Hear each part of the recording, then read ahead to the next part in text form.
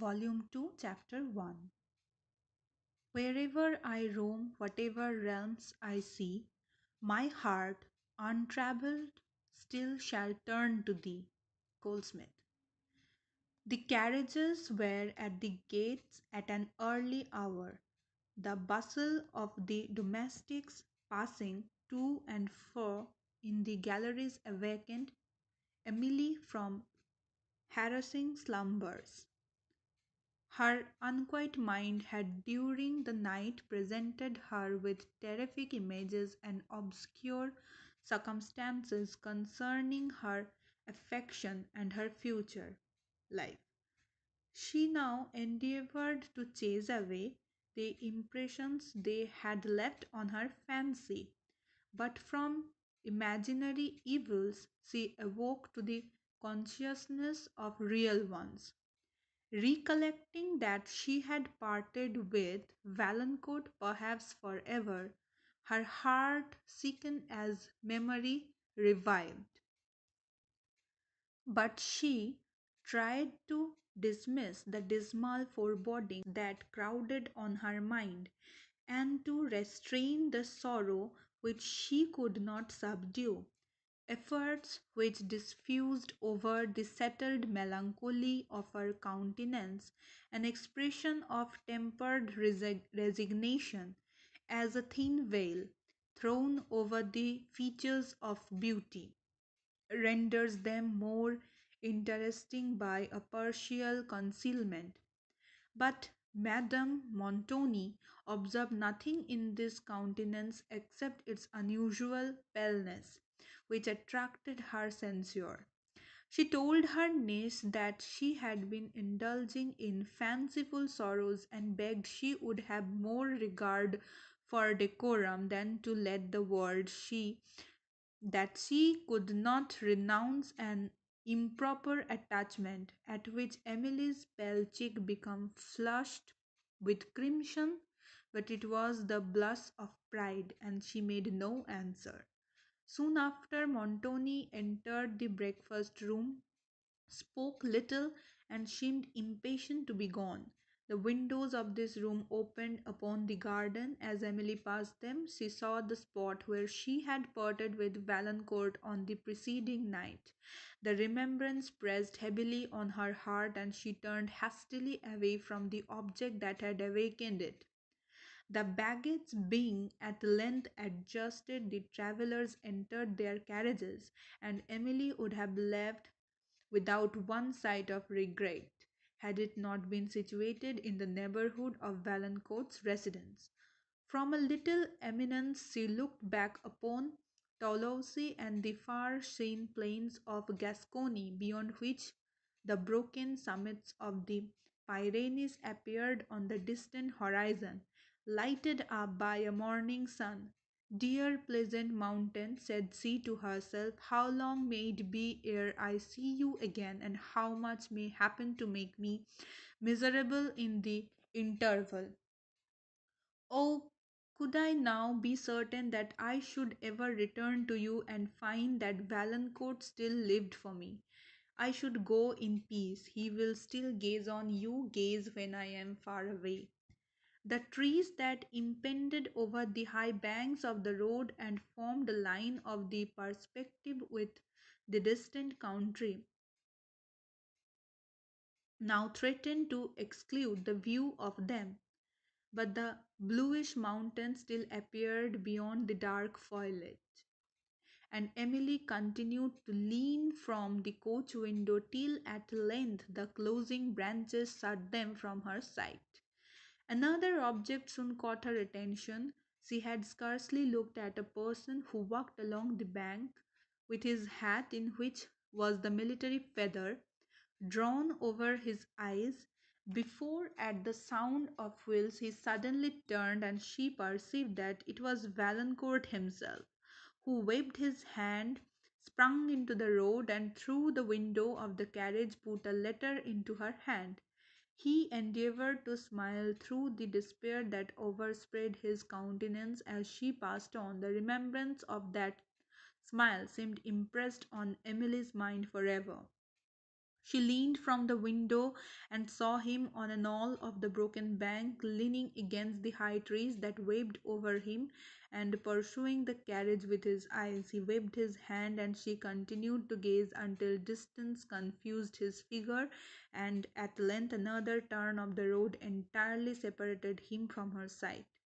Having stopped to take up Signor Cavigni at a chateau on the road, the travellers, of whom Emily was disrespectfully seated with Madame Montoni's woman in the second carriage, pursued their way over the plains of Languedoc. The presence of this servant restrained Emily from reading Valancourt's letter, for she did not choose to expose the emotions it might occasion to the observation of any person, yet such was her wish to read this his last communication, that her trembling hand was every moment on the point of breaking the seal. At length they reached the village, where they stayed only to charge horses without alighting, and it was not till they stopped to dine that Emily had an opportunity to reading the letter. Though she had never doubted the sincerity of Valancourt's affection, the fresh assurance she now received of it revived her spirits. She wept over his letter in tenderness, led it by to be referred to when they should be particularly depressed, and then thought of him with much less anguish than she had done since they parted. Among some other requests which were interesting to her because expressive of his tenderness, and because a compliance with them seemed to annihilate for a while the pain of absence, he entreated she should always think of him at sunset. "You will then meet me in thought," said he. "I shall constantly watch the sunset, and I shall be happy in the belief that your eyes are fixed upon the same object with mine, and that our minds are conversing. You know not, Emily, the comfort I promise myself from these moments, but I trust you will experience it." It is unnecessary to say with what emotion Emily on this evening watched the declining sun over a long extent of plains, on which she saw it set without interruption and sink towards the province which Valancourt inhabited. After this hour her mind became far more tranquil and resigned than it had been since the marriage of Montoni and her aunt. During several days the travellers journeyed over the plains of Languedoc, and then entering Dauphiny and winding for some time among the mountains of that romantic province, they quitted their carriages and began to ascend the Alps, and here such scenes of sublimity opened upon them as no colours of language must dare to paint. Emily's mind was even so much engaged with new and wonderful images that they sometimes banished the idea of Valancourt, though they more frequently revived it. This brought to her recollection the prospects among the Pyrenees, which they had admired together and had believed nothing could excel in grandeur. How often did she wish to express to him the new emotions which this astonishing sincerity awakened, and that he could partake of them. Sometimes too she endeavoured to anticipate his remarks, and almost imagined him present. She seemed to have arisen into another world, and to have left every trifling thought, every trifling sentiment in that below. Those only of grandeur and sublimity now delighted her mind and elevated the affections of her heart. With what emotion of sublimity, softened by tenderness, did she meet Valancourt in thought, at the customary hour of sunset, when wandering among the Alps she watched the glorious orb sink amidst their summits, his last tint die away on their snowy points, and a solemn obscurity still over the scene. And when the last gleam had faded, she turned her eyes from the west with somewhat of the melancholy regret that is experienced after the departure of a beloved friend. While these lonely feelings were heightened by the spreading gloom and by the low sounds heard only when darkness confines attention, which made the general stillness more impressive, lips shook by the air and last of the breeze that lingers after sunset or the murmur of distant streams. During the first days of this journey among the Alps, the scenery exhibited a wonderful mixture of solitude and inhabitation, of cultivation and barrenness. On the edge of tremendous precipices and within the hollow of the cliffs below which the clouds often floated were seen villages, spires, and convent towers, while green pastures and vineyards spread their hues at the feet of perpendicular rocks of marble or of granite, whose points, tufted with Alpine shrubs or exhibiting only massy crags, rose above each other till they terminated in the snow topped mountains, whence the torrent fell and thundered along the valley. The snow was not yet melted on the summit of Mount Cenis, over which the travellers passed, but Emily, as she looked upon its clear lake and extended plain, surrounded by broken cliffs, saw, in imagination, the verdant beauty it would exhibit when the snows should be gone, and the shepherds leading up the midsummer flocks from Piedmont to pasture on its flowery summit should add Arcadian figures to Arcadian landscape.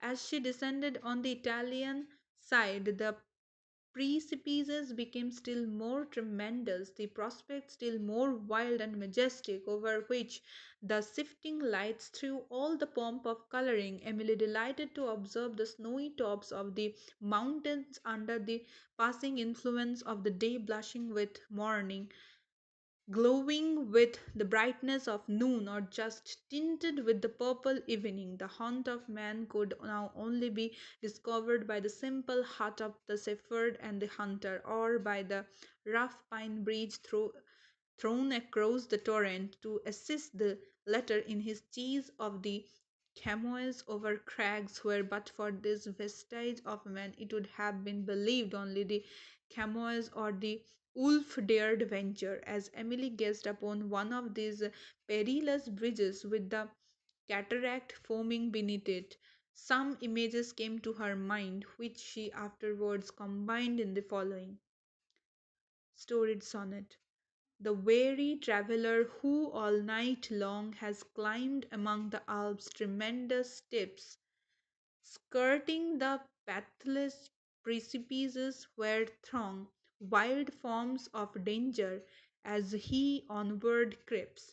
If chance his anxious eye at distance sees the mountain shepherd's solitary home, peeping from forth the moon illuminated trees, what sudden transports to his bosom calm! But if between some hideous chasms yawn, where the cleft pine a doubtful bridge displays, in dreadful silence on the brink forlorn, he stands and views in the faint rays, far, far below the torrent's rising surge, and listens to the wild impetuous roar, still eyes the depth, still shudders on the verge, fears to return, nor dares to venture over, desperate at length the tottering plank he tries. His weak steps slide, he shrieks, he sinks, he dies. Emily often, as she travelled among the clouds, watched in silent awe their billowy surges rolling below, sometimes wholly closing upon the scene. They appeared like a world of chaos, and at others spreading thinly.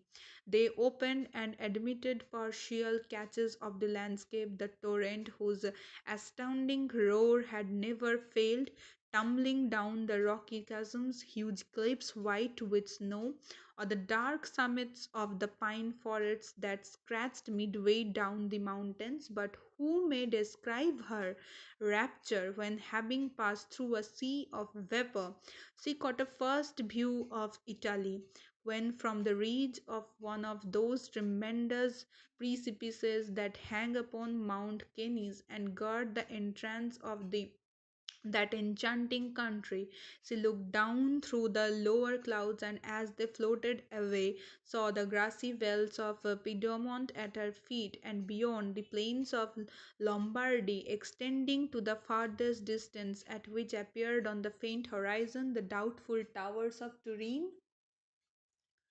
The solitary grandeur of the objects that immediately surrounded her, the mountain region towering above, the deep precipices that fell beneath, the weaving blackness of the forests of pine and oak which skirted their feet or hung within their races, the headlong torrents that dashing among their cliffs sometimes appeared like a cloud of mist, at others like a sheet of ice.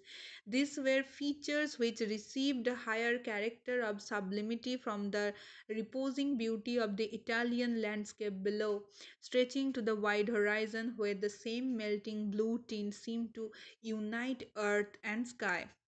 Meanwhile, the carriers having come to a landing place stopped to rest, and the travellers being seated on the point of a cliff, Montoni and Cavigni renewed a dispute concerning Hannibal's passage over the Alps, Montoni contending that he entered Italy by way of Mount Cenis and Cavigni, and he passed over Mount Saint Bernard. The subject brought to Emily's imagination the disasters he had suffered in his bold and perilous adventures. He saw his vast armies winding among the defiles and over the tremendous cliffs of the mountains, which at night were lightened up by his fires or by the torches which he caused to be carried when he pursued his indefatigable march in the eye of fancy. She perceived the gleam of arms through the duskiness of night, the glitter of spears and helmets, and the banners floating dimly on the twilight, while now and then the blast of a distant trumpet echoed along the defile and the signal was answered by a momentary clash of arms. She looked with horror upon the mountaineers perched on the higher cliffs, assailing the troops below with broken fragments of the mountain, on soldiers and elephants tumbling headlong down the lower precipices, and as she listened to the rebounding rocks that followed their fall, the terrors of fancy yielded to those of reality, and she shuddered to behold herself on the dizzy height whence she had pictured the descent of others. Madame Montoni, meantime, as she looked upon Italy, was contemplating in imagination the splendor of places and the grandeur of castles, such as she believed she was going to be mistress of at Venice and in the Apennine, and she became in idea little less than a princess, being no longer under the alarms which had deterred her from giving entertainments to the beauties of Toulouse, whom Montoni had mentioned with more eclat to his own vanity than credit to their direction or regard to truth. She determined to give concerts, though she had neither ear nor taste for music, conversing through she had no talents for conversation, and to outvie, if possible, in the gaieties of her parties and the magnificence of her liveries, all the noblesse of Venice. This blissful reverie was somewhat obscured when she recollected this ignore her husband, who, though he was not averse to the profit which sometimes results from such parties, had always shown a contempt of the frivolous parade that sometimes attends them, till she considered that his pride might be gratified by displaying among his own friends in his own city the wealth which he had neglected in France, and she courted again the splendid illusions that had charmed her before. The river Doria, which rising on the summit of Mount Cenis had dashed for many leagues over the precipices that bordered the road, now began to assume a less impetuous, though scarcely less romantic character as it approached the green valleys of Piedmont, into which the travellers descended with the evening sun, and Emily found herself once more amid the tranquil beauty of pastoral scenery, among flocks and herds and slopes tufted with woods of lively verdure, and with beautiful shrubs such as she had often seen waving luxuriantly over the Alps above. The verdure of the pasturage now varied with the hues of early flowers, among which were yellow ranunculuses and pansy violets of delicious fragrance she had never seen excelled. Emily almost wished to become a peasant of Piedmont, to inhabit one of the pleasant embowered cottages which she saw peeping beneath the cliffs, and to pass her careless hour among these romantic landscapes.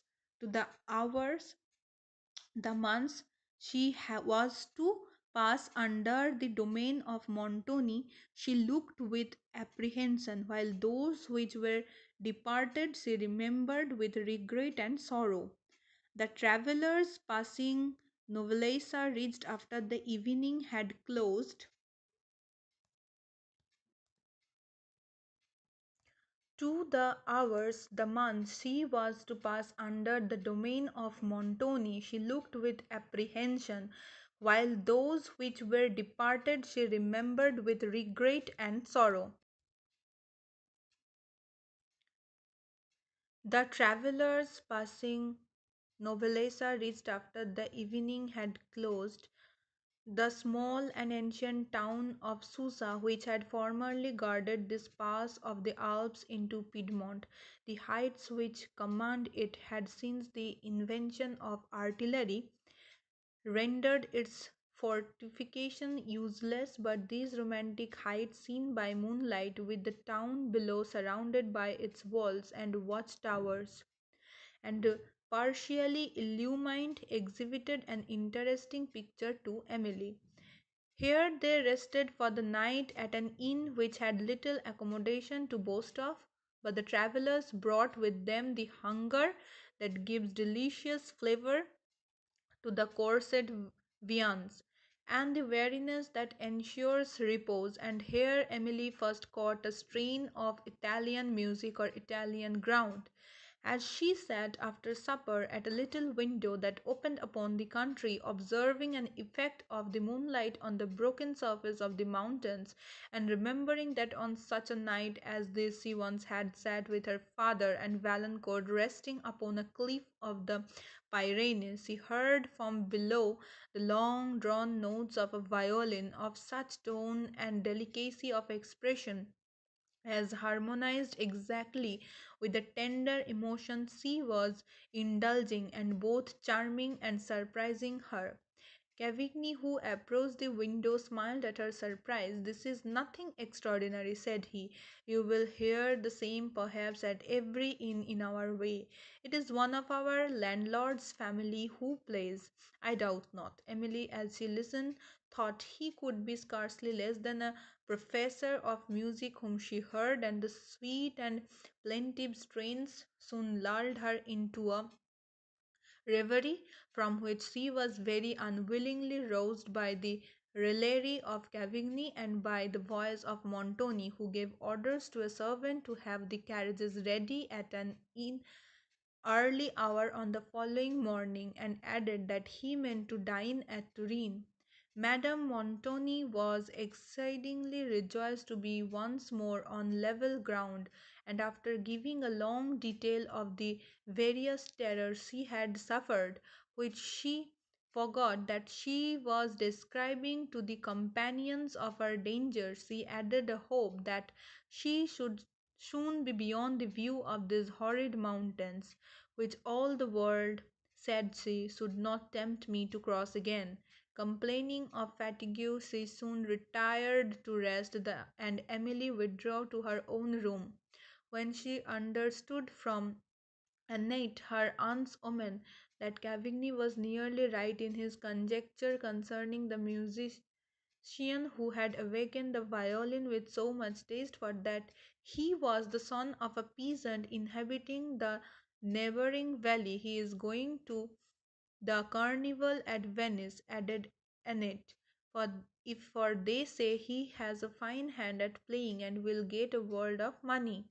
And the carnival is just going to begin, but for my part, I should like to live among these pleasant woods and hills better than in a town. And they say we shall see no woods or hills or fields at Venice, for that it is built in the very middle of the sea.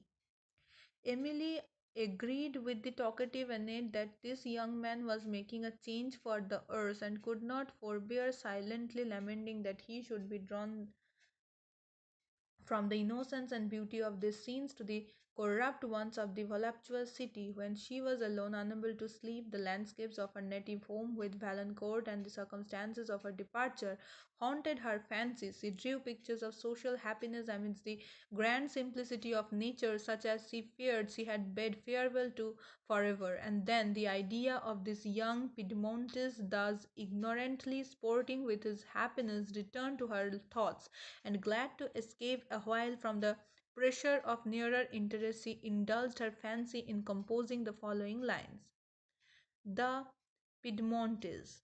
Ah, merry swan, who laughed along the vales, and with your gay pipe made the mountains ring, why leave your court, your woods, than Timmy gales, the friends beloved, for aught that wealth can bring? He goes to wake over moonlight, sees the string, Venetian gold his untaught fancy hails, yet of home his simple carol sing, and his steps pause as the last Alp he scales.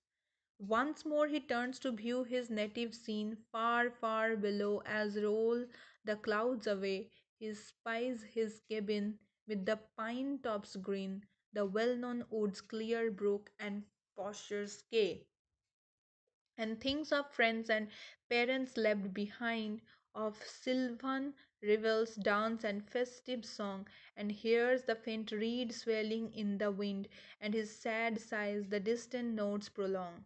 Thus went the swan till mountain shadows fell, and dimmed the landscape into his aching sight. And must he leave the vale he loved so well? Can foreign wealth and shows his heart delight? No, happy vales, your wild rock still shall hear his pipe light sounding on the morning breeze. Still shall he lead the flocks to streamlet clear, and watch at eve beneath the western trees. Away, Venetian gold, your charm is over, and now his swift step seeks the lowland bowers, where through the leaves his cottage light once more guides him to happy friends and jocund hours. Ah, merry swan, that laugh along the vales, and with your gay pipe make the mountains ring, your court, your wood, your thymy scented gales, and friends beloved, more joy than wealth can bring.